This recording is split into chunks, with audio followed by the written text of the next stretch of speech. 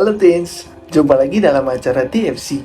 Kali ini kita akan menyimak tulisan Pendeta Rita Dwi Lestari dalam buku renungan Teens for Christ dengan judul Tugas Perutusan Yesus berdasarkan Injil Matius pasal keempat ayat 16 sampai 21 bersama saya Krishna Wiyata Aji, Kadar Pendeta GKI.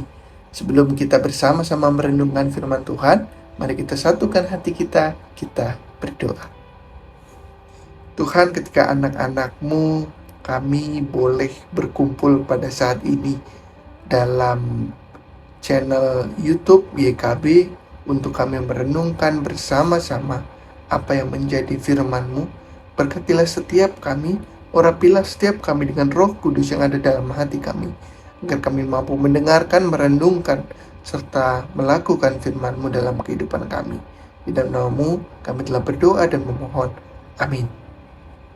Teman-teman, yang menjadi pusat perenungan kita hari ini adalah Injil Lukas pasal yang keempat ayatnya yang ke-18. Saya akan bacakan untuk kita semua ya.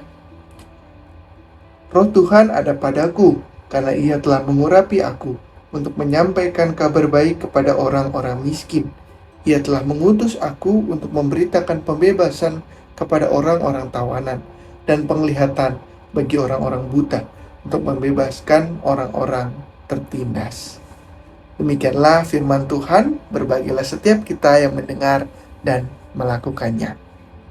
Di suatu rumah ada pembagian tugas kerja untuk semua anak.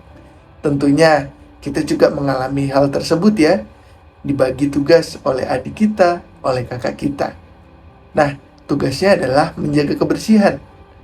Kak Lili ditugasi untuk mencuci piring, sedangkan Cinta diminta untuk menyapu rumah, dan Bayu menyiram tanaman.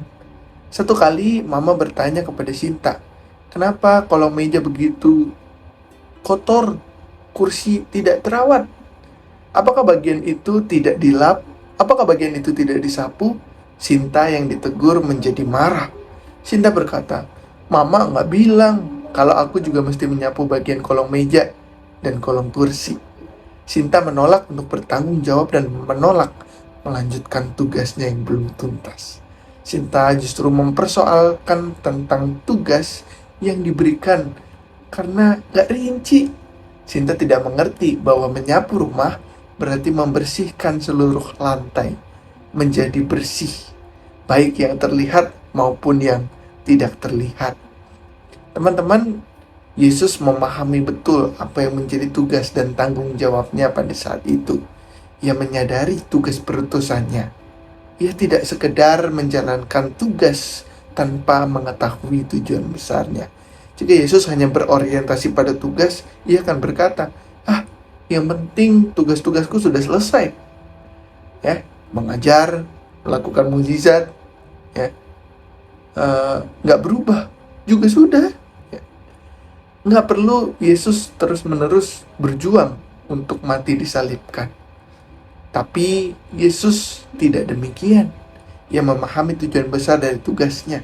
Ia datang untuk menyampaikan kabar baik kepada orang-orang yang tersingkirkan, orang-orang yang begitu lemah, yang miskin, kaum perempuan, dan anak-anak yang ditindas, dan juga kepada orang-orang berdosa yang disingkirkan oleh lingkungannya. Yesus memberikan kabar baik. Ia memberi harapan dan mendatangkan keselamatan bagi setiap orang yang percaya kepadanya. Teman-teman, apa sih tugas perutusan yang Tuhan berikan kepada setiap kita? Lihatlah di sekeliling kita. Adakah orang yang masih ada dalam kondisi lemah, miskin, tertindas, yang mereka membutuhkan kepedulian kita? Marilah menjadi saksi kebaikan kasih Tuhan atas kepedulian kita kepada orang-orang di sekitar kita. Tugas perutusan berarti kita mau sadar akan tugas dan tanggung jawab kita sebagai orang Kristen, di mana kita diajak untuk menjadi teman, menjadi rekan bagi setiap mereka yang membutuhkan. Mari kita satukan hati kita kita masuk dalam doa perenungan. Mari kita berdoa. Terima kasih ya Tuhan ketika kami boleh mendengar firman-Mu. Terima kasih Engkau telah menyadarkan akan tugas dan tanggung jawab kami sebagai orang-orang Kristen. Terima kasih Engkau telah memberikan teladan bagi setiap kami untuk menjadi sahabat bagi setiap mereka yang tersisihkan. Mampukan kami, kuatkan kami, dan berikan kami semangat untuk senantiasa menjalani tugas perutusan kami. Kami mohonkan doa kami di dalam nama Tuhan kami yang terlebih dahulu sudah menjadi contoh dan teladan bagi setiap kami. Di dalam nama-Mu kami telah berdoa dan memohon. Amin. Demikian renungan kita pada hari ini. Jangan lupa untuk subscribe ya, like, juga bagikan kepada yang lain. Tuhan memberkati kita semua.